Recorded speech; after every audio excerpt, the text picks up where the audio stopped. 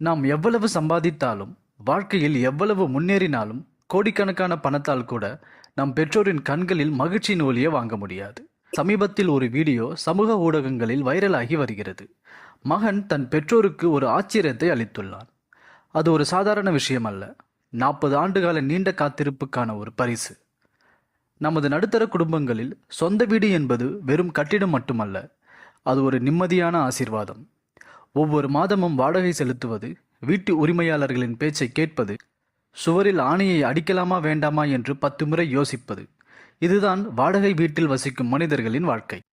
தங்கள் பிள்ளைகளின் கல்வி, திருமணம் மற்றும் எதிர்காலத்திற்காக சொந்த வீடு வாங்க வேண்டும் என்ற கனவை அவர்கள் மனதின் ஒரு மூலையில் மட்டுமே வைத்திருக்கின்றனர். இக்கதையில் மகன் தன் பெற்றோரை ஒரு புதிய வீட்டிற்கு அழைத்து சென்றுள்ளான்.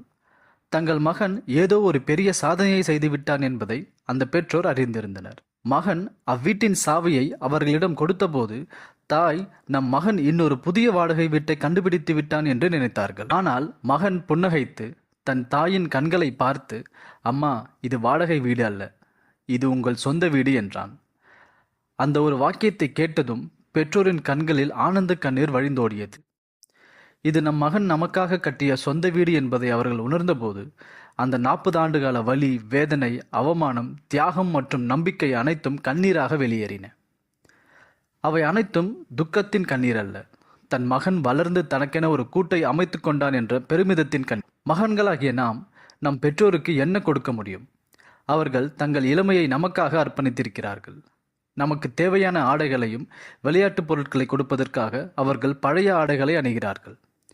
அத்தகையவர்களுக்கு நாம் கொடுக்கக்கூடிய மிகப்பெரிய பரிசு அவர்களுக்கு நாம் அளிக்கும் நம்பிக்கை மற்றும் பாதுகாப்பு மட்டுமே.